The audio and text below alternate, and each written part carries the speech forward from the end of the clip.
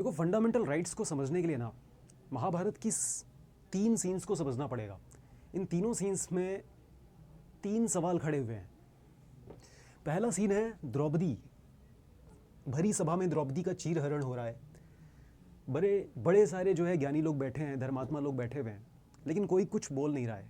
और वहाँ उस सभा में द्रौपदी सिर्फ एक सवाल पूछ रही है कि क्या मैं जो हूँ वो एक वस्तु हूँ या फिर व्यक्ति हूँ। यानी वो ह्यूमन डिग्निटी की तलाश में है। दूसरे सीन को आप देख सकते हो, यहाँ कर्ण से उसका परिचय उसके टैलेंट के आधार पर नहीं पूछा जा रहा, बल्कि उसका परिचय पूछा जा रहा है उसकी जाति के आधार पर। उसे सूत पुत्र कह करके उसका मजाक बनाया जा रहा है। इस तरह से कर्ण खुद से पूछ रहा है कि मेरे लिए समानता कहां पर है। तीसरे सीन में आप देख रहे हो एकलव्य से उसका अंगूठा मांग लिया जाता है। उससे दुनिया का सबसे सर्वश्रेष्ठ धनुर्धर बनने का अवसर छीन लिया जाता है। वो सवाल पूछता है कि मेरे लिए अवसर की समानता कहां पर है। दोस्तों, आज हम फंडामेंटल राइट्स के बारे में समझने वाले हैं और इस पूरे लेक्चर में आप इन 3 सवालों को हर जगह देखने वाले हो। हर जगह ये तीनों सवाल जो है बार बार रिपीट होने वाले हैं। तो देखो, सबसे पहले हम समझने की कोशिश करते हैं कि ये फंडामेंटल राइट है क्या, इनका पर्पस क्या है, ये क्या इंश्योर करने की कोशिश करते हैं। ठीक है, तो फंडामेंटल राइट को फंडामेंटल राइट कहते क्यों हैं? इसका आंसर ये है कि जो फंडामेंटल राइट्स होते हैं ना, सबसे पहले जो पहला रीज़न है वो ये है कि ये ओवरऑल डेवलपमेंट इंश्योर करते हैं। यानी कि ये वो मूलभूत अधिकार हैं जिनसे मानव का ओवरऑल डेवलपमेंट होता है। वो राइट टू एजुकेशन हो, राइट टू फूड हो, ये वो बेसिक नीड्स हैं जो इंसान को उसकी मौलिकता से मिलाती हैं, उसके डेवलपमेंट से मिलाती हैं। सेकेंडली, ये फंडामेंटल राइट्स इसलिए कहे जाते हैं क्योंकि ये फंडामेंटल लॉ ऑफ लैंड के द्वारा गारंटी किए जाते हैं। दोस्तों, ये फंडामेंटल लॉ ऑफ लैंड क्या है? हमारे देश में जो फंडामेंटल लॉ ऑफ लैंड है वो है कॉन्स्टिट्यूशन ऑफ इंडिया। चूंकि constitution of India in rights को इंश्योर करता है, इसीलिए इन्हें हम फंडामेंटल राइट्स कहते हैं। दूसरे सवाल को एड्रेस करते हैं दोस्तों, ये कि ये क्यों हैं, ये क्या करते हैं। दोस्तों, एक होती है डेमोक्रेसी, इलेक्टोरल डेमोक्रेसी, और दूसरी होती है पॉलिटिकल डेमोक्रेसी। इलेक्टोरल डेमोक्रेसी में सिटीजन के पास होता है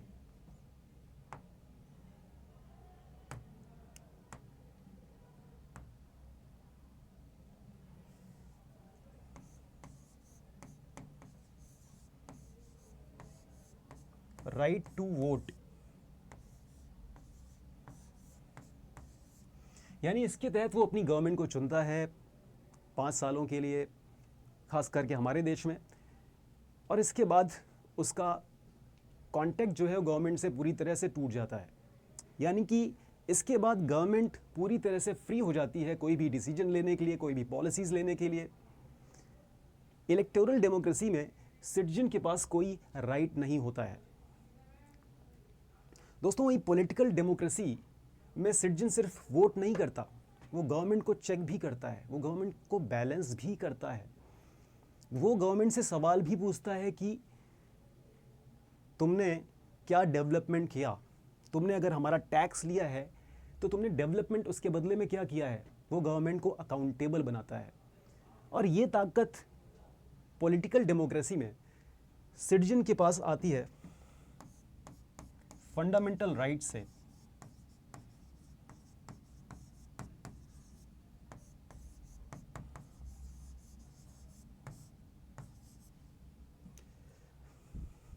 दोस्तों, पॉलिटिकल डेमोक्रेसी सिटीजन को पावर देती है। ये इंश्योर करती है कि जो कंट्री का जो गवर्नेंस सिस्टम है उसके सेंटर में वी द पीपल रहने वाले हैं, यानी कि हम भारत के लोग रहने वाले हैं। इसको आप एक एग्जाम्पल से और बेहतर तरीके से समझने वाले हो। जैसा कि मैंने कहा दोस्तों कि जो पॉलिटिकल डेमोक्रेसी होती है वो सुनिश्चित करती है कि government is by law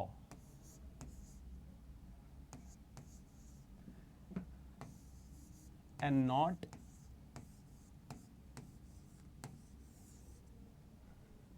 not bye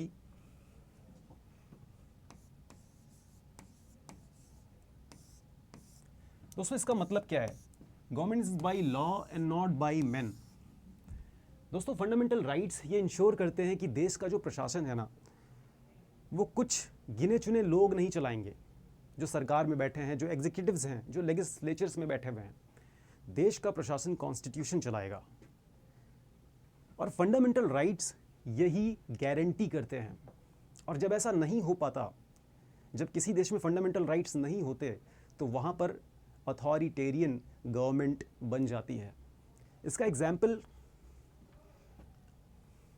आपको 1975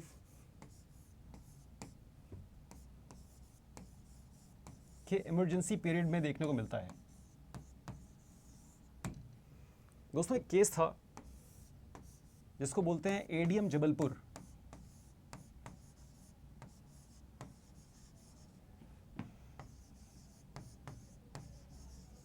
एडीएम जबलपुर केस।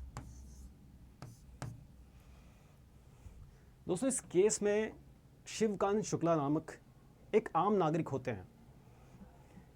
इमरजेंसी में वो सरकार के विरोध में प्रदर्शन कर रहे होते हैं। सरकार उनको घर से उठा करके ले जाकर के जेल में बंद कर देती है। वो हैबियस कॉर्पस रिट दाखिल करते हैं और ये मामला जाता है सुप्रीम कोर्ट में। 5 जजेस की एक बेंच बैठती है।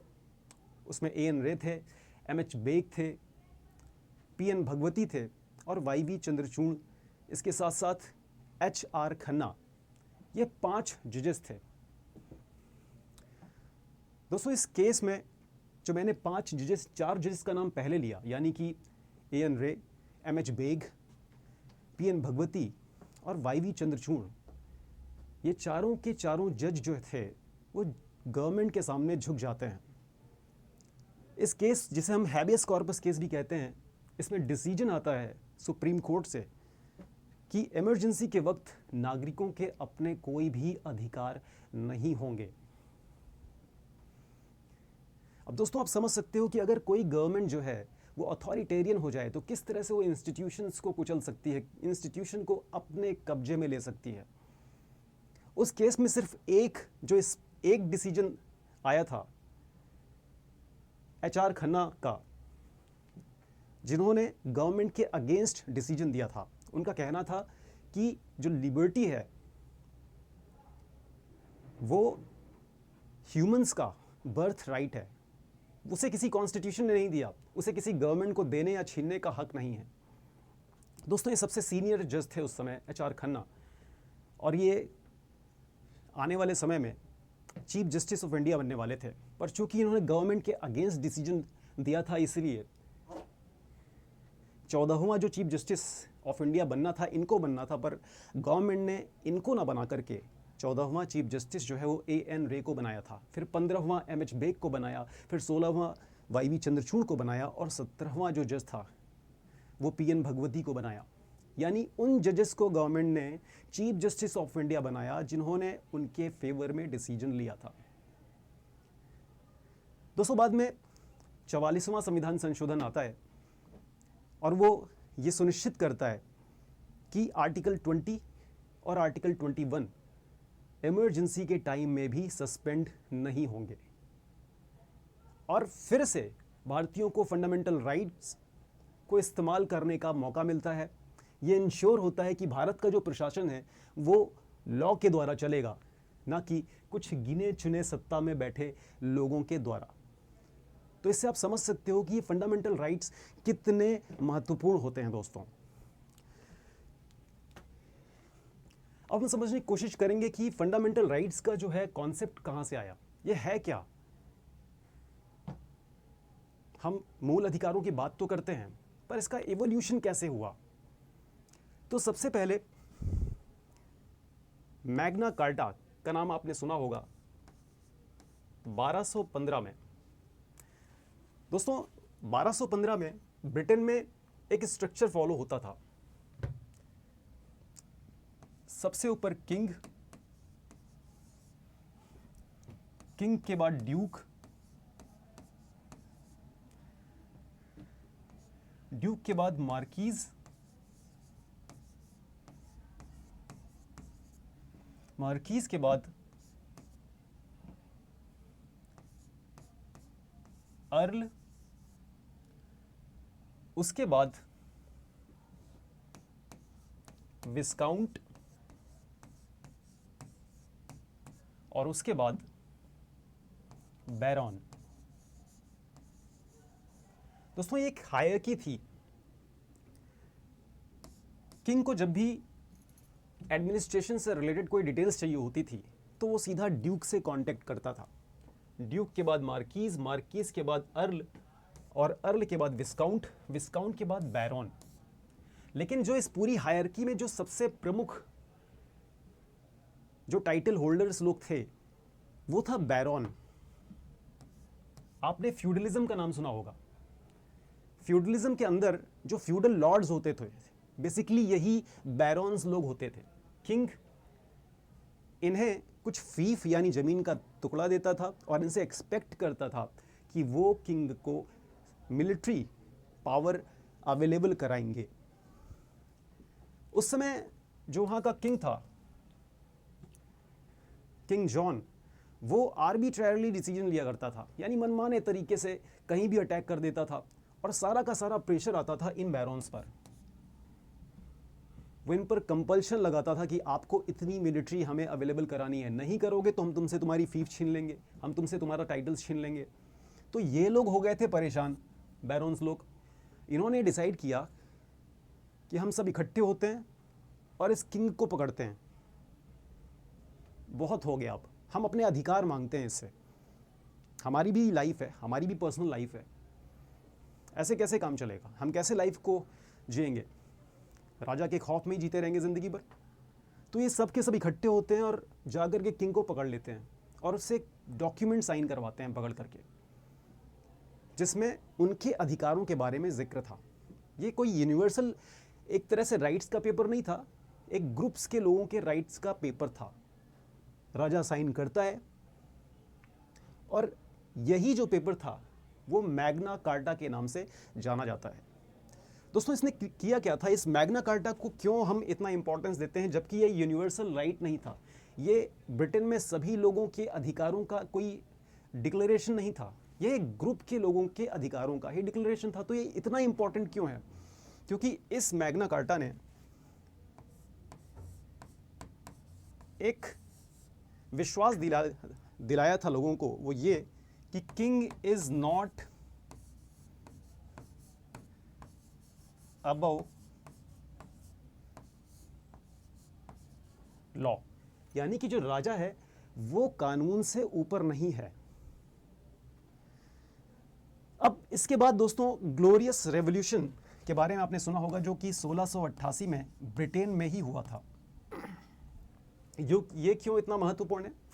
दोस्तों इस रेवोल्यूशन को रक्त रहित क्रांति यानी कि ब्लड लेस रेवोल्यूशन भी कहते हैं, जिसमें एक भी खून का कतरा नहीं बहा। तो ये फिर इतना इंपॉर्टेंट क्यों है? दोस्तों जो ब्लडलेस रेवोल्यूशन था, इसमें दो पक्ष आमने सामने हो गए थे, एक तो कैथोलिक और एक प्रोटेस्टेंट। जो कैथोलिक्स लोग थे उनका मानना था कि जो राजा है वो एब्सोल्यूट पावर रखता है, उस पर कोई कंट्रोल नहीं कर सकता।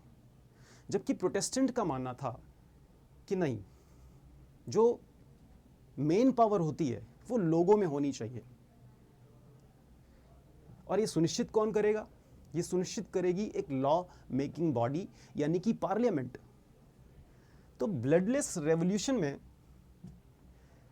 किंग जेम्स को रिप्लेस करके विलियम और मैरी को किंग और क्वीन बनाया गया। वो एक तरह से टिट्यूलर किंग और क्वीन थे, वो सिर्फ नाम के थे, उनको कोई पावर नहीं दी गई थी। जो भी पावर थी ना वो दे दी गई थी पार्लियामेंट को। तो एक ग्लोरियस रेवोल्यूशन का इतना महत्व इसलिए है क्योंकि इसने सुनिश्चित किया था कि parliament is supreme.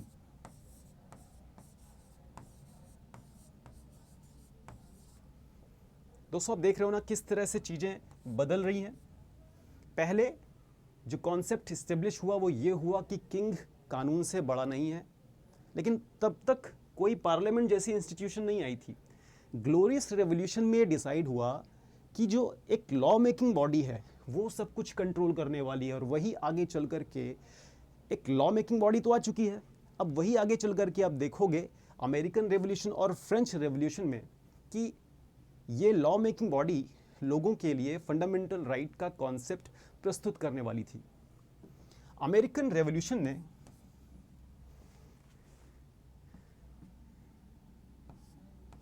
Bill of right का कॉन्सेप्ट दिया।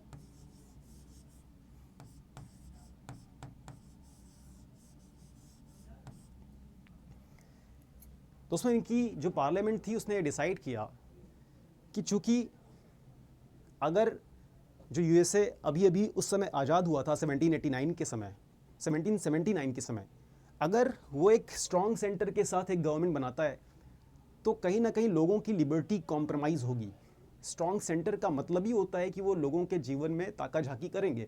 इसीलिए सबसे पहले तो उन्होंने फेडरल गवर्नमेंट चूज़ की, यानी कि सेंटर को ज़्यादा स्ट्रॉन्ग नहीं बनाया, और ये सुनिश्चित किया कि लोगों को ज़्यादा से ज़्यादा हम राइट देंगे ताकि हम गवर्नमेंट को जो है ना अकाउंटेबल बना सकें। तो इस तरह से बिल ऑफ राइट का कॉन्सेप्ट आ जाता है अमेरिका में। आप प्रोग्रेशन देख सकते हैं ना, शुरुआत में किंग कानून से बड़ा नहीं है, फिर एक पार्लियामेंट की बॉडी को सुप्रीम माना जाता है, अब इससे भी चीज़ें प्रोग्रेस की तरफ बढ़ती हैं और एक बिल ऑफ राइट आता है। लेकिन अभी भी एक कमी थी दोस्तों, कि जो ये बिल ऑफ राइट था ना ये यूनिवर्सल नहीं था। जी हाँ, ये सबके लिए नहीं था, ये अमेरिकन स्लेव्स के लिए नहीं था, केवल कुछ वाइट पीपल जो थे उन्हीं के लिए ये बिल ऑफ राइट था। ये कमी पूरी होगी फ्रेंच रेवोल्यूशन में। फ्रेंच रेवोल्यूशन में यूनिवर्सल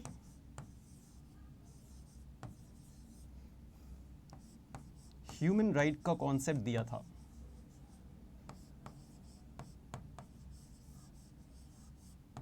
यानी कि वो गरीब हो, अमीर हो, वो फ्यूडल हो या फिर कोई स्लेव हो, सबको ये मूल अधिकार जो है प्राप्त होंगे। और कहीं ना कहीं ये जो डेवलपमेंट आप देखोगे इसी का जो इम्पैक्ट होगा वो इंडिया में देखने को मिलने वाला था। यानी कि जो अमेरिकन रेवोल्यूशन था उसने भारतीयों को क्या बताया कि स्टेट जो है हमेशा मनमाना आचरण नहीं कर सकता है, स्टेट को हम रोक भी सकते हैं।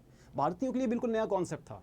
इंडियंस तो सदियों से कॉलोनियल रूल के अंदर थे, तो उनके लिए जो ये एक विचारधारा थी एक तरह से रेवोल्यूशनरी थी कि हम स्टेट को रोक सकते हैं। क्योंकि अभी तक तो इंडियन सिर्फ ऑब्लिगेशंस ही निभाते आए थे, यानी कि अपने ही जो दायित्व थे उन्हें पूरा करते आए थे, यानी कि कर देना, बेगारी करना। तो ये सब जो एक नया कॉन्सेप्ट उन्हें यूएसए के रेवोल्यूशन में देखने को मिला वो ये था कि हम स्टेट को चेक कर सकते हैं, हमारे भी कोई अधिकार हो सकते हैं। अगर स्टेट उन अधिकारों का वायोलेशन करता है तो हम कोर्ट के पास जा सकते हैं। तो ये चीज़ सिखाई अमेरिकन रेवोल्यूशन में। वहीं पर फ्रेंच रेवोल्यूशन ने जो महत्वपूर्ण चीज़ भारतीयों को दी वो ये कि ह्यूमन जो है ना वो सब्जेक्ट नहीं है, वो सिटीजन हैं। जो सिटीजन का कॉन्सेप्ट आया, आपको याद होगा जब फ्रेंच रेवोल्यूशन हुआ था तो सिटीजन टीपू करके, नागरिक टीपू करके उसने टाइटल रखा हुआ था। तो ये जो सिटीजन का कॉन्सेप्ट है ना वो फ्रेंच रेवोल्यूशन से आता है। साथ ही साथ उसने लिबर्टी, इक्वलिटी, फ्रेटर्निटी का भी कॉन्सेप्ट दिया और ये बताया कि ये स्टेट की ड्यूटी है कि वो लोगों को प्रोटेक्शन दे, वो लोगों को अधिकार दे। तो ये एक तरह से रेवोल्यूशनरी आइडियाज़ थे दोस्तों, और इन्होंने ही एक तरह से इंडिया में बहुत सारे ऐसे मूवमेंट्स को, ऐसी डिमांड्स को आप देखोगे कि इन्फ्लुएंस किया। जैसे कि स्वराज बिल 1895 जिसे बाल गंगाधर तिलक और साथ में उनके साथ और भी बहुत सारे जो एक्सट्रीमिस्ट नेशनलिस्ट थे, उन्होंने इसके बारे में डिमांड की। इसके बाद नेहरू रिपोर्ट, जिन्होंने 19 फंडामेंटल राइट्स की एक लिस्ट सौंपी थी, जिसमें right to food, right to education, right to vote, ये सारे के सारे फंडामेंटल राइट्स उसमें मेंशन थे। इन्होंने इंस्पायर किया था बी.एन. राव को इस पूरे डेवलपमेंट ने। बी.एन. राव ने दुनिया भर के तकरीबन 60 देशों के कॉन्स्टिट्यूशंस को पढ़ा था, साथ में जो लोकल जो डेवलपमेंट्स हुए थे उनको भी स्टडी किया था। इसके बाद उन्होंने कुछ जस्टिसिएबल राइट्स बनाए और कुछ नॉन जस्टिसिएबल राइट्स बनाए। तो जो नॉन जस्टिसिएबल राइट्स थे तो उसको तो बी.एन. राव ने जो है DPSP कह दिया, यानी directive principles of state policy कह दिया। लेकिन जो जस्टिसिएबल राइट्स थे उसी को ही हमारे संविधान में फंडामेंटल राइट के रूप में जगह मिलती है दोस्तों। तो अब आप समझ चुके होंगे कि ये फंडामेंटल राइट का जो है कॉन्सेप्ट आया कहाँ से। दोस्तों अब हम समझने की कोशिश करते हैं, अब हम फंडामेंटल राइट्स की तरफ बढ़ते हैं। हम समझेंगे कि जो आर्टिकल 12 से लेकर के आर्टिकल 35 तक जो फंडामेंटल राइट्स हैं वो किस तरह से सिटीजन को एम्पावर करते हैं। आज हम अपने इस सेशन में आर्टिकल 12 से लेकर के आर्टिकल 21 तक, यानी कि right to life and personal liberty तक हम ये अपना सेशन करने वाले हैं। तो दोस्तों आर्टिकल जो 12-13 है, सबसे पहले इसे समझते हैं। देखो आर्टिकल 12 जो है वो बताता है कि स्टेट क्या है, और आर्टिकल 13, जब आप आर्टिकल 12 समझ लोगे और आर्टिकल 13 समझ लोगे तो उस पूरे प्रोसेस को समझ जाओगे जिस प्रोसेस के साथ इंडिया में फंडामेंटल राइट्स गवर्न होते हैं, उनकी इंपॉर्टेंस को आप समझ लोगे। तो आर्टिकल 12 स्टेट के बारे में बताएगा, जैसे कि पार्लियामेंट या government of India, government of states, local authorities या और भी जो अथॉरिटीज़ हैं जो गवर्नमेंट एडेड हैं, जिन्हें गवर्नमेंट फंड करती है, सपोर्ट करती है, या किसी भी तरह से गवर्नमेंट से वो कनेक्टेड हैं। जैसे कि PSUs आप ले सकते हो, LIC वगैरह ले सकते हो, ये भी सब जो है गवर्नमेंट अथॉरिटी में ही आती हैं। दोस्तों आर्टिकल 13 कहता है कि अगर जो स्टेट है, अगर स्टेट कोई भी लॉ बनाता है और वो लॉ को भी डिफाइन करता है कि वो लॉ ऑर्डिनेंस हो सकता है, ऑर्डर हो सकता है, रूल हो सकता है, रेगुलेशन हो सकता है, नोटिफिकेशन हो सकता है, कस्टम हो सकता है, बाई लॉज हो सकते हैं। तो अगर स्टेट कोई ऐसा लॉ बनाता है जो फंडामेंटल राइट को वायोलेट करता है तो वो उस डिग्री तक, उस वायोलेशन की डिग्री तक वो जो लॉ है वो इनवैलिड कर दिया जाएगा, यानी कि रद्द कर दिया जाएगा। इसलिए आर्टिकल 13 जो है भारत में जुडिशियल रिव्यू का कॉन्सेप्ट देता है, क्योंकि उसे इनवैलिडेट कौन करेगा? ऑब्वियसली जो कोर्ट्स हैं, खास तौर पे 226 के अंतर्गत जो हाई कोर्ट इस काम को करेगी और आर्टिकल 32 के अंतर्गत सुप्रीम कोर्ट इस काम को करेगी।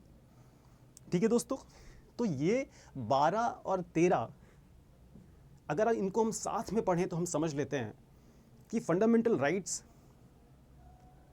कितने इंपॉर्टेंट हैं। वो गवर्नमेंट को या एग्जीक्यूटिव को, लेजिस्लेचर को वो आर्बिट्रेरी वर्क नहीं करने देते, वो उन्हें चेक करते हैं। और चेक करने वाला इंस्टीट्यूशन कौन है? जो जुडिशियल रिव्यू करेगा, यानी कि हमारा जो कोर्ट सिस्टम है, हाई कोर्ट और सुप्रीम कोर्ट। ऑलराइट दोस्तों, इसके बाद हम आर्टिकल 14 को समझेंगे। तो आर्टिकल 14 दो चीज़ों के बारे में बात करता है। कहता है वो इक्वलिटी बिफोर लॉ और इक्वल प्रोटेक्शन ऑफ लॉ। दोस्तों ये दोनों साउंड तो सेम करते हैं, सुनने में लगता है कि ये दोनों एक ही चीज कह रहे हैं, लेकिन दोनों बिल्कुल अलग हैं। जो पहला जो स्टेटमेंट है वो कहता है कि हर व्यक्ति कानून की नजरों में समान है, यानी कि एक तरह से ये इंडिविजुअल इंटरेस्ट की नीड को कैटर करता है। वहीं इक्वल प्रोटेक्शन ऑफ लॉ क्या कहता है कि सभी को कानून का समान संरक्षण, यानी ये ग्रुप्स के इंटरेस्ट को कैटर करता है। समझ रहे हो दोस्तों? ये ब्रिटिश मॉडल है और ये है USA मॉडल, यानी अमेरिकन मॉडल इसे कहते हैं। इन दोनों में फर्क क्या है? जहां इक्वलिटी बिफोर लॉ कहता है कि हर एक व्यक्ति कानून की नज़रों में समान है, वो गरीब हो अमीर हो, हर एक इंसान से जो है कानून जो है समान तरीके से ट्रीट करेगा। पर अगर देखें तो ये इनकम्प्लीट है दोस्तों। हमने जो अमेरिकन कॉन्स्टिट्यूशन का मॉडल है, यानी कि इक्वल प्रोटेक्शन ऑफ लॉ, इसको लेने के पीछे एक कारण था, वो था भारत की डाइवर्सिटी। भारत में विभिन्न प्रकार के समूह रहते हैं, विभिन्न प्रकार की जातियां हैं, विभिन्न प्रकार के वर्ग हैं। यहाँ अमीर और गरीब का जो है फासला जो है बहुत बड़ा है। तो इसलिए हमारे यहाँ जो ये इक्वल ट्रीटमेंट का कॉन्सेप्ट पूरी तरह से जस्टिफाई नहीं होता है, क्योंकि हमें अगर गरीब वर्ग को अमीर वर्ग के बराबर लाना है या उनके समान अवसर देने हैं, तो हमें कुछ ऐसे प्रोविजन करने पड़ेंगे, हमें कुछ ऐसे अफर्मेटिव एक्शंस लेने पड़ेंगे ताकि वो कम से कम उस वर्ग के समान आ पाएँ। जैसा कि मैंने आपको पिछली अपनी वीडियो में एक एग्जाम्पल दिया था कि जो रेस इवेंट होते हैं तो उसमें जो घुमावदार रास्ता होता है ना, वो रास्ता बड़ा होता है, और जो कम घुमावदार रास्ते होते हैं वो ट्रैक में छोटे रास्ते होते हैं। तो किसी भी खिलाड़ी के साथ कोई डिस्क्रिमिनेशन ना हो, इसलिए जो घुमावदार रास्ते में जो प्लेयर्स होते हैं उनको थोड़ा आगे खड़ा किया जाता है। ठीक है दोस्तों, इसी तरह हमारे देश में भी कुछ ऐसा वर्ग है जो डेप्राइवेशंस, पॉवर्टी और भी तमाम तरीके की ऐसी जो डिस्क्रिमिनेशंस हमारे देश में हैं, उसके घुमावदार रास्ते पर वो हैं। तो इसीलिए स्टेट का ये फर्ज बनता है कि अफर्मेटिव एक्शंस के थ्रू, रिजर्वेशंस के थ्रू, स्कॉलरशिप्स के थ्रू वो उनके साथ अलग तरीके से ट्रीटमेंट करे। यानी कि यहाँ कॉन्सेप्ट जो आता है वो आता है रीजनेबल क्लासिफिकेशन का।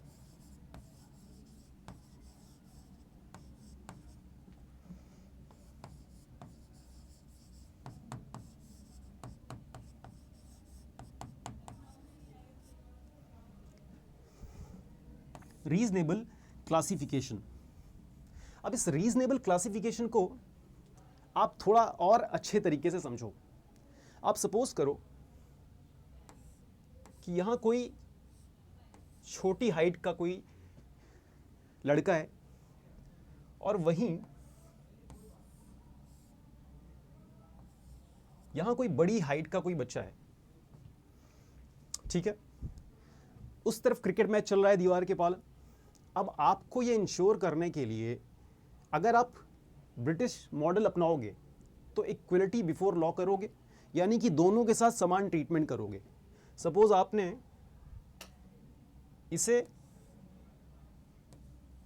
एक स्टूल दिया एक सर्टेन हाइट का, सेम हाइट का स्टूल आपने इसे दे दिया, तो होगा ये कि ये जो भाई साहब है ये तो यहां तक पहुंच जाएंगे, यानी अब ये मैच का लुत्फ ले सकते हैं। पर वहीं जो ये भाई साहब हैं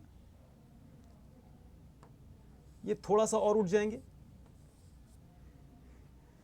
तो आप देख सकते हो अगर दोनों के साथ समान व्यवहार करें, अगर वन साइज फिट्स ऑल का अप्रोच लेके चलें तो उसका कोई मतलब नहीं है। वहीं पर हमें करना यह होगा कि हमें इसे थोड़ी सी ऊंची स्टूल देनी होगी, और उसका प्रभाव यह होगा कि ये जो भाई साहब हैं वो भी फिर मैच का लुत्फ ले पाएंगे। तो जो इक्वल प्रोटेक्शन ऑफ ऑल है वो ये इंश्योर करता है कि जो एंड रिजल्ट होना वो इक्वल हो, यानी कि हम दोनों वर्गों को एक समान स्तर पर ला पाएं। और इसीलिए जो आपने देखा जो अमेरिकन मॉडल है इक्वल प्रोटेक्शन टू ऑल का, ये भारत के लिए बहुत ही इंपॉर्टेंट हो जाता है दोस्तों। ठीक है, अब हम चलते हैं आर्टिकल 15 को समझने की कोशिश करते हैं। तो देखो दोस्तों, अभी हमने आर्टिकल 14 देखा, उसके दो कॉन्सेप्ट देखे। तो अगर आपने उस कॉन्सेप्ट को समझ लिया है तो आप आर्टिकल 15 को आराम से समझ लोगे, क्योंकि आर्टिकल 15 में जो आर्टिकल 1 और 2 है वो वही काम करता है जो ब्रिटिश मॉडल करता है, यानी कि इक्वलिटी बिफोर लॉ, सब बराबर। 15 का एक जो कहता है वो कहता है कि religion, race, caste, sex, place of birth, इन चीज़ों के आधार पर स्टेट कोई डिस्क्रिमिनेशन नहीं करेगा, सबके साथ समान व्यवहार करेगा। वही बात जो आर्टिकल 14 में आपने पहले कॉन्सेप्ट में देखी, इक्वलिटी बिफोर लॉ, यानी कि सबके साथ समान व्यवहार करेंगे हम। वही आर्टिकल जो है 15 का 2 है, वो क्या कहता है? वो कहता है कि जितने भी पब्लिक प्लेस है ना, वहाँ जाने से किसी को नहीं रोका जाएगा, सब बराबरी का अधिकार रखते हैं, सब जाएंगे वहाँ पर। ये भी क्या है? ये भी इक्वलिटी बिफोर लॉ है। यहाँ कुछ एक्स्ट्रा एफर्ट नहीं कर रही है गवर्नमेंट, वो बस सबके साथ समान व्यवहार कर रही है, सबको जाने का हक है, ठीक है। वहीं अब आप आर्टिकल 15 का 3, 15 का 4, 5 और 6 देखोगे तो ये फॉलो करते हैं अमेरिकन मॉडल को, यानी इक्वल प्रोटेक्शन ऑफ लॉ।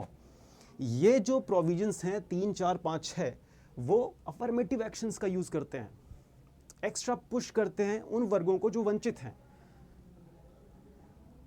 वो कोशिश करते हैं कि जो एंड आउटपुट हो वो समान हो। तो ऐसा करने के लिए 15(3) क्या कहता है? ये कहेगा कि वुमेन और चिल्ड्रन के लिए स्पेशल प्रोविजन हम करेंगे।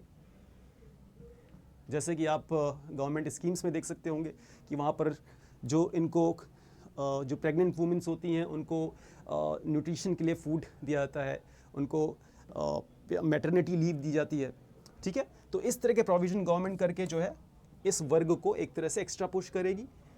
वहीं आर्टिकल 15 का 4 क्या कहेगा दोस्तों? ये बोलेगा कि जो सोशल और एजुकेशनली बैकवर्ड लोग हैं, जैसे कि एससीज हैं, एसटीज हैं, तो उनके लिए स्पेशल प्रोविजन करेंगे। कैसे स्पेशल प्रोविजन करेंगे? तो ये आर्टिकल जो जोड़ा गया था ना, वो पहले संविधान संशोधन से जोड़ा गया था 15 का 4, और इसने शिक्षा में इन वर्गों के प्रतिनिधित्व को बढ़ाने के लिए ये प्रोविजन किया था।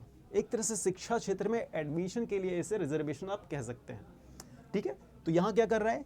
यहाँ भी ये एक्स्ट्रा पुश दे रहा है, उठा रहा है उन्हें, ताकि बाकी लोगों के समान स्तर पर इन्हें लाया जा सके। आर्टिकल 15 का 5 क्या कहेगा? ये बोलेगा कि जो प्राइवेट इंस्टीट्यूशंस है ना, उनको भी खुलना पड़ेगा इन वर्गों के लिए, वहाँ पर भी रिजर्वेशन इन लोग को देना ही पड़ेगा, क्योंकि प्राइवेट इंस्टीट्यूशंस कहा जाता है कि वो क्वालिटी एजुकेशंस प्रोवाइड करते हैं। तो क्यों ये वर्ग जो है वो क्वालिटी एजुकेशन से वंचित रहे? इसलिए प्राइवेट इंस्टीट्यूशंस में भी इन वर्गों का एक परसेंटेज फिक्स कर दिया गया है। आर्टिकल 15(6) क्या कहेगा? जो कि 130वें संविधान संशोधन से ये प्रोविजन लाया गया था ईडब्ल्यूएस का, जो इकोनॉमिकली वीकर सेक्शंस हैं उनको भी 10% का जो एजुकेशनल इंस्टीट्यूशंस हैं उसमें रिजर्वेशन मिलेगा, ठीक है दोस्तों। कोई डाउट इस जगह? तो इस तरह से आप देखते हो 15 का 3, 4, 5 और 6 ये सारे के सारे क्या डिसाइड करने की कोशिश करते हैं? ये अफर्मेटिव एक्शंस देते हैं, ये पुश करते हैं और कोशिश करते हैं कि वो समान जो एक स्टेटस है, समान फैसिलिटी है, समान अपॉर्चुनिटी है, वो इन वर्गों को भी उपलब्ध कराई जाए, ठीक है दोस्तों। तो अब हम चलेंगे आर्टिकल 16 की तरफ। ये कहता है equality of opportunity in public employment, यानी रोजगार के क्षेत्र में अवसर की समानता। दोस्तों आप यहां देख सकते हो कि इस आर्टिकल में जो कहा गया है कि religion, race, caste, sex, descent या प्लेस ऑफ बर्थ, इन आधार पर किसी के साथ कोई डिस्क्रिमिनेशन नहीं होगा। यहाँ कुछ टर्म्स आप समझ लो। रेस फिजिकल जो आपकी अपीयरेंस है उसको दिखाता है, किसी के बाल करली होते हैं, किसी का मुंह बड़ा होता है, जैसे मंगोलाइड हैं, द्रविडियन है, तो ये एक तरह से रेस है ना, जिसे फिजिकल अपीयरेंस के थ्रू जो है समझते हैं, पहचानते हैं, आइडेंटिफाई करते हैं। वहीं जो डिसेंट होती है ये बायोलॉजिकल आइडेंटिटी होती है, आपकी लाइनेज को देखता है। जैसे कि हमारे यहाँ जो है चलती है वो पैट्रीलिनियल लाइनेज चलती है, पिता के थ्रू हम अपने एंसेस्टर्स को पहचानते हैं, जिसे गोत्र सिस्टम भी कहते हैं। बाकी जो टर्म्स हैं आप समझते ही हो, रिलीजन, कास्ट, सेक्स यानी कि जेंडर, और प्लेस ऑफ बर्थ यानी कि रेजिडेंस। तो कहने का अर्थ ये हुआ कि जो राज्य है वो इन कैटेगरीज के आधार पर किसी के साथ कोई भी भेदभाव नहीं करेगा। यानी कि वो ये नहीं कह सकता है कि कोई हिंदू जो है किसी स्टेट फंडेड इंस्टीट्यूशन में एडमिशन नहीं लेगा। जैसे कि अलीगढ़ मुस्लिम यूनिवर्सिटी है, वहाँ पर हिंदूज भी पढ़ते हैं, वो ये नहीं कहेगा कि हमने किसी सबको हम जैसे हिंदूज़ को हम स्कॉलरशिप दे रहे हैं तो मुस्लिम्स को नहीं देंगे। नहीं, देना होगा स्टेट को, कोई भेदभाव नहीं कर सकता है। वो नहीं कह सकता है कि हम किसी वुमेन को जो है वो कॉम्बैट रोल नहीं देंगे, इंडियन आर्मी में जो है शामिल नहीं करेंगे कॉम्बैट करने के लिए, नहीं। सुप्रीम कोर्ट ने साफ साफ कह दिया है कि आप जेंडर के आधार पर कोई भी डिस्क्रिमिनेशन नहीं कर सकते हो। तो देख सकते हो अब दोस्तों कि ये जो कुछ प्रोविजंस हैं वो इसलिए सुनिश्चित किए गए कि रोजगार के क्षेत्र में सबको समान अवसर मिले, लेकिन इसके भी कुछ एक्सेप्शंस हैं। पहला एक्सेप्शन क्या है? पहला एक्सेप्शन ये है कि जो पार्लियामेंट है ना,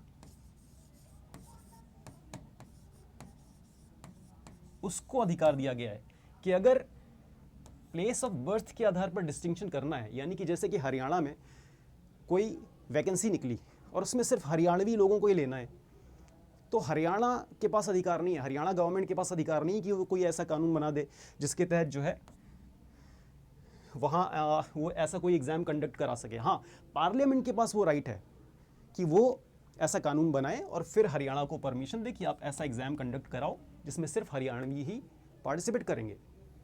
तो ये एक एक्सेप्शन हो गया दोस्तों। सेकेंडली,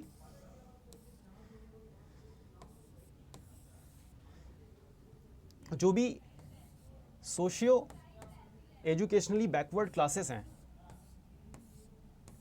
उनके लिए कोई भी स्टेट जो है रिजर्वेशन के लिए प्रोविजन कर सकती है।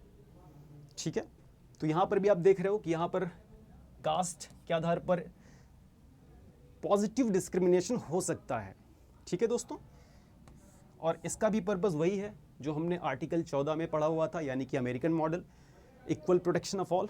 कुछ वर्ग जो नीचे हैं जिनको एक्स्ट्रा पुश की ज़रूरत है उनको स्टेट अफर्मेटिव एक्शंस के माध्यम से आगे बढ़ाने की कोशिश करता है। ठीक है, और इसके अलावा अभी जो AWS का प्रोविज़न किया गया, यानी आर्थिक अवस्था के आधार पर जो जनरल कैटेगरी में जो पुअर लोग हैं उनको भी 10% का एक्स्ट्रा रिजर्वेशन सरकार ने देना शुरू कर दिया है। तो ये इसके कुछ एक्सेप्शंस हैं दोस्तों इसमें इसके लिए एक और महत्वपूर्ण चीज़ आपको समझना होगा इस पूरे रिजर्वेशन सिस्टम को कि कैसे ये इवॉल्व हुआ। तो जो मंडल कमीशन था उसने अपनी रिपोर्ट में कहा कि चूँकि OBCs जो हैं, अदर बैकवर्ड क्लासेस जो हैं, उनकी संख्या तकरीबन 52% है इंडियन पॉपुलेशन के, इसलिए उनको 27% जो आरक्षण है वो देना चाहिए। ठीक है, तो इसने 27% आरक्षण के लिए रेकमेंड किया और इस रेकमेंड को VP सिंह ने अप्लाई भी किया। VP सिंह ने अप्लाई कर दिया, 27% जो है रिजर्वेशन मिल गया, यानी कि अब टोटल जो रिजर्वेशन था वो 50% हो गया। 22% कॉन्स्टिट्यूशन ने पहले ही दे रखा था SCs और STs को। ठीक है, इसके बाद नरसिम्हा राव की गवर्नमेंट आती है, वो 10% रिजर्वेशन और दे देते हैं जनरल कैटेगरीज के जो पुअर लोग थे। ठीक है, साथ में एक और प्रोविजन करते हैं कि जो ये 27% रिजर्वेशन दिया है ना, इसमें जो पुअरेस्ट लोग हैं, हमारा काम होगा, गवर्नमेंट का काम होगा कि इनको प्रायोरिटी दे, इन्हीं को वो रिजर्वेशन का फ़ायदा मिले, क्रीमी लेयर को फ़ायदा ना मिले। ठीक है, तो इन दोनों जो स्टेप्स लिए गए, इससे रिलेटेड एक केस जाता है जिस केस को मंडल केस कहते हैं या इंदिरा साहनी केस भी कहते हैं, जो 1952 में हुआ था। तो इस कोर्ट केस में कहा गया कि हमारे संविधान में लिखा है कि केवल सोशल और एजुकेशनल बेसिस पर ही हम रिजर्वेशन दे सकते हैं। हम अफर्मेटिव एक्शन जो है इन्हीं दो चीज़ों के आधार पर ले सकते हैं, यानी कि या तो सामाजिक आधार हो या शैक्षणिक आधार पर हो। जो लोग इस आधार पर पिछड़े हुए हैं हम केवल उन्हें ही अफर्मेटिव एक्शन देंगे। तो दोस्तों इस तरह से आपने देखा कि इस जो इंदिरा साहनी केस था, इसने कहा कि इकोनॉमिक कोई क्राइटेरिया नहीं है। जो नरसिम्हा राव ने कहा था कि 10% जो है आर्थिक रूप से जो पिछड़े लोग हैं, तो इन्होंने कहा कि इकोनॉमिक कोई क्राइटेरिया नहीं है, इकोनॉमिक कंडीशन क्राइटेरिया नहीं है। तो इन्होंने इस फैसले को खारिज कर दिया और इन्होंने क्रीमी लेयर का कॉन्सेप्ट जो है इंदिरा साहनी केस में दिया गया, जिसके लिए रामनंदन कमेटी बैठा ली गई और उसने फिर क्रीमी लेयर के लिए कुछ कंडीशंस, कुछ सिचुएशंस दी सरकार को, उस आधार पर क्रीमी लेयर की घोषणा की गई। और अब कंडीशन ये है कि क्रीमी लेयर को आरक्षण के फायदे से बाहर किया गया है। ठीक है दोस्तों, अब 130वें संविधान संशोधन ने क्या किया, चूंकि इंदिरा साहनी ने इकोनॉमिक कहा कि संविधान में कोई इकोनॉमिक कंडीशन का क्राइटेरिया है ही नहीं, तो हम कैसे इस आरक्षण को हम ओके करते हैं जो नरसिम्हा राव गवर्नमेंट ने दिया था। तो उन्होंने क्या किया, 130 संविधान संशोधन ने इन्होंने इकोनॉमिकली वीकर सेक्शन जो थे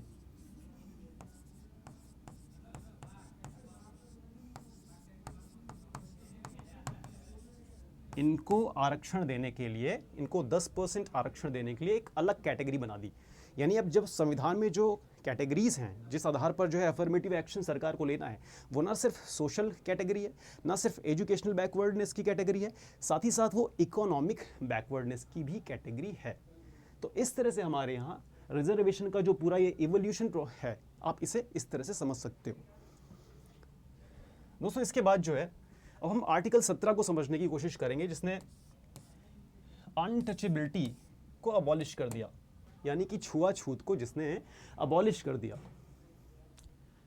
दोस्तों इसमें आप देख सकते हो कि अनटचेबिलिटी जो है इसको डिफाइन नहीं किया गया है, लेकिन इस जो पूरे उसको है दोस्तों आर्टिकल 17 के अंतर्गत कॉन्स्टिट्यूशन ने जो छुआछूत की जो बीमारी हमारे देश में थी इसको अबॉलिश कर दिया। अब दोस्तों आप देखते हो कि जो आर्टिकल 16 है, 15 है, 16 है, 17 है, ये अफर्मेटिव एक्शन लेने की बात करता है। रिजर्वेशन हो गया, छुआछूत दूर करना। कई बार डिबेट्स होती हैं कि रिजर्वेशन ज़रूरी क्यों है, क्या ये ज़रूरी है भी कि नहीं है। तो अगर दोस्तों आप मेरा ओपिनियन समझो तो मैं आपको अपना खुद का सबसे पहले एक्सपीरियंस बता सकता हूँ। मेरे गांव में जो मेरे खेत हैं वो मेरे बटाई देखते हैं। एक बार वो घर आए, 2 कुर्सियाँ रखी थी, एक में मैं बैठा हुआ था, वो नीचे आकर के बैठ गए और मैं उनको इंसिस्ट करता रहा कि आप ऊपर आकर के बैठो प्लीज़, वो नहीं बैठे। फाइनली उन्होंने ये चीज़ कही कि हमारी वो जगह नहीं है, और तब मुझे रियलाइज़ हुआ कि जो सदियों से उनका एक्सप्लॉयटेशन इस वर्ग का हो रहा है, तो कहीं ना कहीं उनके दिमाग में ये चीज़ बैठ चुका है कि वो पिछड़े हुए हैं, और इसी ना सिर्फ सामाजिक और शैक्षणिक आधार पर उनके मन में पिछड़ापन है, उनके मन में जो एक दिमागी तौर पे जो पिछड़ापन है ना, उसके लिए ये रिजर्वेशन बहुत ज़रूरी है। इसके लिए स्टेट का अफर्मेटिव एक्शन बहुत ज़रूरी है। इसके सॉल्यूशंस क्या क्या हो सकते हैं? तो सॉल्यूशन के लिए पहला तो ये है कि जैसे प्राचीन समय में हमारे यहाँ कास्ट सिस्टम जो है फ्लेक्सिबल था। जैसे कि वैदिक सूक्त एक कहता है कि मैं जो हूँ कवि हूँ, मेरे पिता जो हैं वो वैद्य हैं, मेरी माँ जो है वो चक्की में अन्न पीसती है। हम सब अलग अलग वर्ण के हैं, लेकिन हम बहुत प्रेम पूर्वक एक साथ रहते हैं। तो आपने देखा कि किस तरह से तब प्रोफेशन के आधार पर यह डिसाइड होता था कि कौन सा किस कास्ट में होगा। अगर वो कवि वैद्य बन जाता तो उसका वर्ण बदल जाता। यानी गुण और कर्म के आधार पर तब कास्ट सिस्टम चलता था, जैसा कि भगवद गीता में भी हमें देखने को मिलता है। भगवद गीता में कहा गया है चतुर्वर्ण मयम सृष्टा गुण कर्म विभागशः, यानी कि मैंने 4 वर्णों की रचना की है उनके गुण और कर्मों के हिसाब से। अगर कोई व्यक्ति शिक्षा देता है तो वो ब्राह्मण है, अगर कोई व्यक्ति समाज की रक्षा करता है, कमज़ोर वर्णों की रक्षा करता है, तो वो क्षत्रिय है, अगर कोई व्यवसाय करता है तो वो वैश्य है, और कोई सर्विस सेक्टर में है तो वो शूद्र है। इस तरह से हमारे प्राचीन समय में एक फ्लेक्सिबल सिस्टम हुआ करता था कास्ट सिस्टम का। कोई भी ब्राह्मण कभी भी क्षत्रिय बन सकता था। जैसा कि हम सब जानते हैं कि विश्वामित्र क्षत्रिय थे लेकिन वो ब्राह्मण भी थे। परशुराम वैसे तो ब्राह्मण थे लेकिन उनको क्षत्रिय भी माना गया है।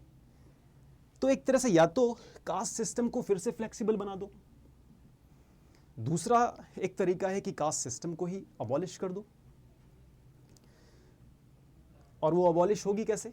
अंबेडकर जी ने इसके लिए एक तरीका बताया था कि आप इंटर डाइनिंग करो, आप इंटर कास्ट मैरिज करो, कास्ट सिस्टम अपने आप खत्म हो जाएगी। रश्मि रथी में रामधारी सिंह दिनकर जी ने एक बहुत अच्छी बात कही थी। उन्होंने कहा था कि ऊंच नीच का भेद न माने वही श्रेष्ठ ज्ञानी है।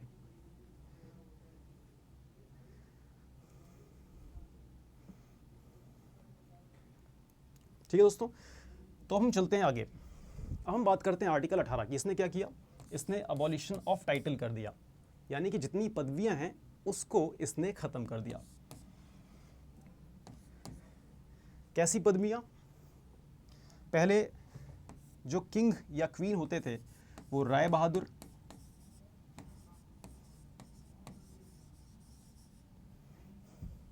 महाराज,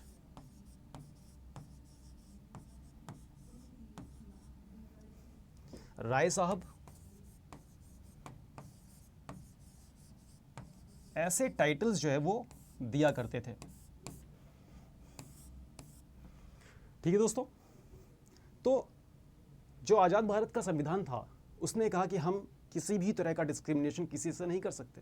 ये टाइटल्स ही अपने आप में किसी भी व्यक्ति को किसी व्यक्ति से अलग कर देंगे, ये बता देंगे कि तुम छोटे हो हम बड़े हैं। तो इस तरह के टाइटल्स को भारतीय संविधान ने स्वीकार नहीं किया।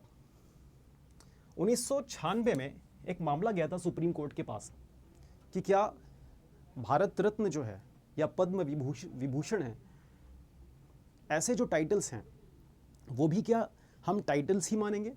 तो उन्होंने इसमें फ़र्क किया था। उनका कहना था कि एक टाइटल होते हैं वंशानुगत, यानी कि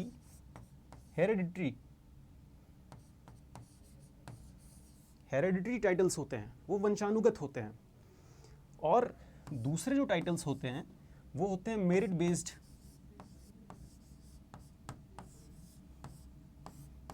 तो उन्होंने कहा कि जो ये पद्म विभूषण है, पद्म भूषण है, ये सब मेरिट बेस्ड टाइटल हैं, तो ये इन वंशानुगत टाइटल्स की कैटेगरी में नहीं आते हैं। हाँ, अगर किसी को ये टाइटल्स मिले हैं जैसे कि भारत रत्न, तो वो व्यक्ति अपने नाम के आगे उस टाइटल को यूज़ नहीं कर सकता है। तो दोस्तों ये हुआ आर्टिकल 18 यानी कि टाइटल्स का अबोलिशन। ठीक है, अब हम चलते हैं आर्टिकल 19 की तरफ। आर्टिकल 19 6 फंडामेंटल फ्रीडम्स देता है दोस्तों।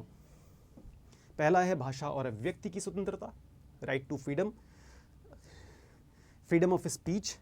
दूसरा है कहीं भी असेंबल, इकट्ठा होने की स्वतंत्रता, पीसफुल असेंबल करने की स्वतंत्रता। तीसरा है कोई भी एसोसिएशन बनाने की स्वतंत्रता। चौथा है राइट टू मूवमेंट, यहाँ भी यानी कि कहीं भी आने जाने की स्वतंत्रता। पांचवा है right to reside and settle. ये जो टर्म है ये कभी कभी थोड़ा सा आपको कंफ्यूज कर सकता है, जो पांचवे में आपको देखने को मिलेगा, right to reside and settle. तो राइट टू रिजाइड मतलब, रिजाइड का मतलब ये होता है जब कहीं आप टेम्पररी जाते हो, थोड़े समय के लिए जाते हो, तो उसे कहते हैं रिजाइड। और सेटल मतलब होता है आप परमानेंटली वहाँ बसने के लिए जा रहे हो। ठीक है, तो इसकी स्वतंत्रता दी गई है ताकि हमारे यहाँ से जो पैरोचिलिज्म है जो हमारे पास है, ताकि जो हमारे यहाँ नैरो माइंडेडनेस है वो हम दूर कर सकें, नेशनलिज्म की भावना को बढ़ा सकें। ठीक है, इसके बाद जो है 6 है, और इसमें आप क्या देखोगे, इसमें आप देख रहे हो कि राइट टू प्रोफेशन है, राइट टू ऑक्यूपेशन है और राइट टू ट्रेड है, यानी किसी भी तरह का व्यवसाय आप कर सकते हो या किसी भी तरह का बिजनेस कर सकते हो, किसी भी तरह का ट्रेड कर सकते हो। पर दोस्तों ये जितने अधिकार हैं ना, जितनी स्वतंत्रताएं हैं, ये एब्सोल्यूट नहीं है, क्योंकि आपको पता है कि जो स्वतंत्रता होती है जब भी एब्सोल्यूट होती है तो या तो उसका मिसयूज होगा और या तो उसका ओवर यूज होगा। मिसयूज कैसे हो सकता है? आपके पास राइट टू स्पीच है, फ्रीडम ऑफ स्पीच है, लेकिन अगर आपने उसको मिसयूज किया तो आप क्या करोगे? आप फॉल लैंग्वेज यूज कर सकते हो। ठीक है, आप फॉल लैंग्वेज यूज कर सकते हो, और ये एक तरह से आपका जो राइट टू स्पीच है, जो फ्रीडम ऑफ स्पीच है, उसको आप वायोलेट कर सकते हो। ठीक है, दूसरा जो आपका राइट है, दूसरा आप क्या एस्पेक्ट है, वो है ओवर यूज करने का। देखो, राइट टू लाइफ के अंतर्गत जो है ना, राइट टू सेलिब्रेशन भी है, यानी आप अपनी खुशियों को एक्सप्रेस कर सकते हो। आपके यहाँ शादी है, बर्थडे है, आप पटाखे फोड़ सकते हो, ये हुआ राइट टू सेलिब्रेशन, ये आपका अपना इंडिविजुअल राइट है। लेकिन अगर आप इसको ओवर यूज करोगे, अगर आप लाउड स्पीकर चला रहे हो, पटाखे फोड़ रहे हो रात भर 12 बजे, तो ये क्या करेगा? ये किसी के right to sleep, right to sleep को कॉम्प्रोमाइज करेगा, या फिर किसी के राइट टू स्टडी को भी कॉम्प्रोमाइज करेगा। तो आपने देखा कि फ्रीडम कोई भी एब्सोल्यूट नहीं हो सकती, इसीलिए हमारे संविधान ने आर्टिकल 19(1) के 2 में रीजनेबल रिस्ट्रिक्शंस दे रखी हैं कि स्टेट उन सर्टेन जो कैटेगरीज हैं उस आधार पर लोगों की स्वतंत्रता को नियंत्रित कर सकता है। ठीक है दोस्तों, तो इस तरह से अब आर्टिकल 20 की तरफ हम आगे बढ़ेंगे। उसमें पहला है no ex post facto, no double jeopardy, no self इंक्रीमेशन।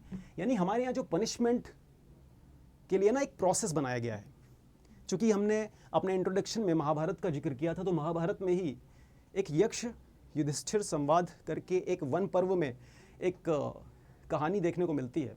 वहाँ देखने को ये मिलता है कि सभी पांडव जो है पानी की तलाश में घूम रहे होते हैं, तभी युधिष्ठिर थोड़ा पीछे छूट जाते हैं और बाकी सारे भाई जो है वो एक तालाब के पास पहुँचते हैं। जैसे ही वो पानी पीने वाले होते हैं, वो एक यक्ष की आवाज़ आती है कि रुको, पहले मेरे सवालों का जवाब दो, तभी तुम इस पानी को पी सकते हो, वरना ये पानी तुम्हें नुकसान पहुंचाएगा। वो नहीं सुनते, वो इस प्रोसेस को इग्नोर कर देते हैं, पीते हैं और वहीं पर वो मूर्छित होकर के गिर पड़ते हैं। युधिष्ठिर उनके पास पहुंचते हैं, वो उस प्रोसेस का सम्मान करते हैं, वो उसके सारे सवालों का जवाब देते हैं और इसके बाद न सिर्फ पानी पीते हैं बल्कि अपने सारे भाइयों की भी लाइफ को बचा लेते हैं। यानी कि एक पनिशमेंट के लिए एक प्रोसेस यक्ष ने निर्धारित किया था। हमारे यहाँ भी पनिशमेंट के लिए एक प्रोसेस है। वो कहता है कि किसी भी कानून को अगर स्टेट ने बनाया है तो किसी पिछली तारीख से उसको किसी भी व्यक्ति को पनिश नहीं कर सकता है। इसका कहने का मतलब क्या हुआ? मान लो क्या, एक रियल लाइफ एग्जाम्पल ले लेते हैं। 2017 में ट्रिपल तलाक आता है।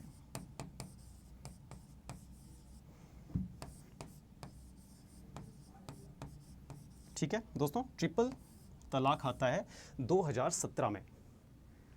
अब इस तारीख से ये निश्चित हो गया कि जो भी ट्रिपल तलाक को यूज़ करेगा, कोई भी मुस्लिम जो पति हैं वो अगर इंस्टेंट तलाक को यूज़ करते हैं तो उनको 3 सालों की कैद हो सकती है। एक्स पोस्ट फैक्टो कहता है कि अगर 2016 में किसी ने इंस्टेंट तलाक बोला है तो उसको सज़ा नहीं मिलेगी, यानी कि बैड डेट से उसको सज़ा नहीं दी जा सकती है। लेकिन एक कंडीशन इसमें यह है कि ये सिर्फ और सिर्फ क्रिमिनल केसेस के लिए ही अप्लाई होता है। सिविल केसेस के लिए या फिर टैक्स के केसेस के लिए ये अप्लाई नहीं होता है। दोस्तों, डबल ज्योपार्डी के लिए क्या है कि किसी भी अपराध के लिए किसी भी व्यक्ति को दोहरी सज़ा नहीं दी जाएगी, और ये जो है वो भी अप्लाई होता है केवल जो जुडिशरी है या फिर जो ट्रिब्यूनल्स हैं उनके द्वारा दिए गए फैसलों में। डिपार्टमेंटल जो इंक्वायरीज होती हैं या एडमिनिस्ट्रेटिव जो अथॉरिटीज़ होती हैं उनके द्वारा डबल ज्योपार्डी यानी कि दोहरी सज़ा दी जा सकती है। ठीक है। नो सेल्फ इंक्रिमिनेशन, यानी कि किसी को भी मजबूर नहीं किया जाएगा अपने खिलाफ गवाही देने के लिए, तो इसे बोलते हैं नो सेल्फ इंक्रिमिनेशन। ठीक है, तो ये हुआ आर्टिकल 20। अब हम बढ़ते हैं आर्टिकल 21 की तरफ, जो कहता है right to life and personal liberty, यानी जीवन जीने का अधिकार और व्यक्तिगत स्वतंत्रता का अधिकार। दोस्तों, ये कानून कहता है किसी भी व्यक्ति को बगैर किसी स्टेब्लिश्ड प्रोसीजर, लॉ के स्टेब्लिश्ड प्रोसीजर के उसकी लाइफ से या पर्सनल लिबर्टी से वंचित नहीं किया जाएगा। दोस्तों, यहाँ एक कैच है, वो है प्रोसीजर स्टेब्लिश्ड बाय लॉ। यानी इसका मतलब है कि एग्जीक्यूटिव को तो इस कानून के माध्यम से रोका जा सकता था, पर लेजिस्लेचर को इस जो आर्टिकल 21 है इसके माध्यम से रोका नहीं जा सकता था। लेजिस्लेचर जो भी लॉ बनाएगी उस आधार पर ही ये निश्चित होगा कि किसको लाइफ और पर्सनल लिबर्टी की स्वतंत्रता मिलेगी या किस हद तक मिलेगी। एक केस आता है AK गोपालन केस।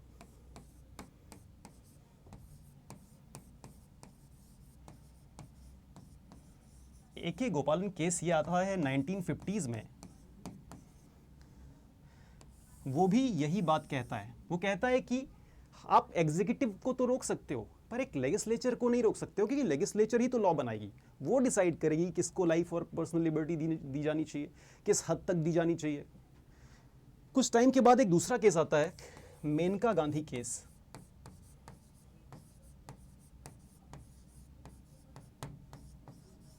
अब ये मेनका गांधी केस ने क्या कहा, इसमें सुप्रीम कोर्ट ने AK गोपालन केस के डिसीजन को पूरी तरह से बदल करके रख दिया।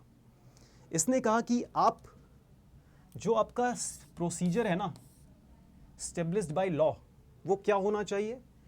उसने कहा वो जस्ट होना चाहिए, वो फेयर होना चाहिए, और वो रीजनेबल होना चाहिए। ठीक है दोस्तों, यानी एक तरह से मेनका गांधी के केस ने जो भारत में प्रोसीजर एस्टेब्लिश्ड बाय लॉ था, उसको कहीं ना कहीं पुश कर दिया है ड्यू प्रोसेस ऑफ लॉ की तरफ।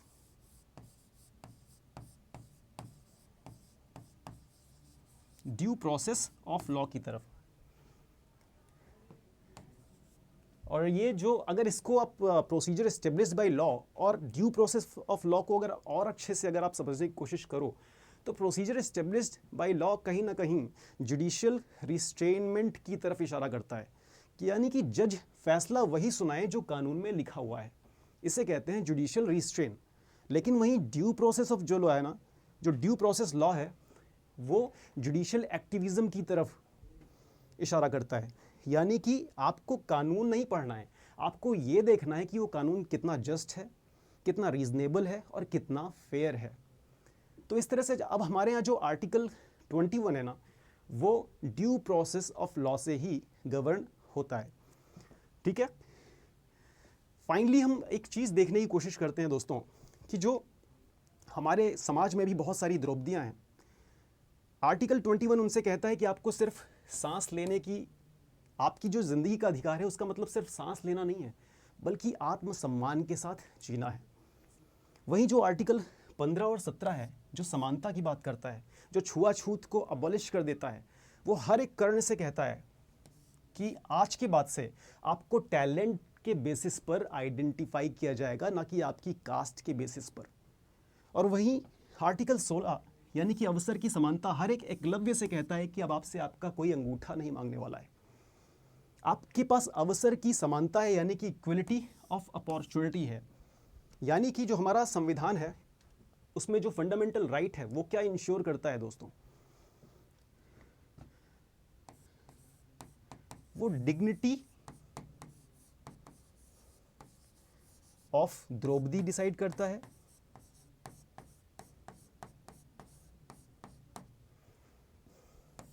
वो इक्वलिटी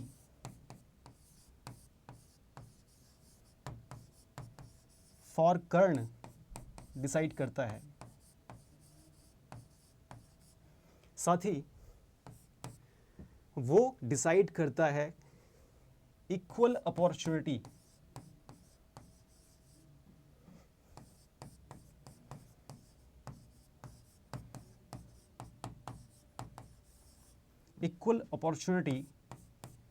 फॉर एकलव्य।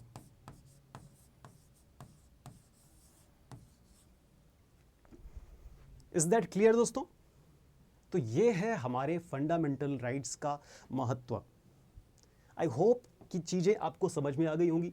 और हम अपने नेक्स्ट लेक्चर में आर्टिकल 22 से लेकर के आर्टिकल 25 तक डिस्कस करेंगे। साथ में जो भी रिसेंट डेवलपमेंट्स हुए हैं, सुप्रीम कोर्ट के डिसीजंस ने जिस तरह से फंडामेंटल राइट्स के स्कोप को इवॉल्व किया है, खासतौर पे आर्टिकल 21 राइट टू लाइफ के स्कोप को जो है इवॉल्व किया है, हम उस बारे में डिस्कशन करेंगे। मिलते हैं अपने नेक्स्ट वीडियो लेक्चर में, तब तक के लिए नमस्कार।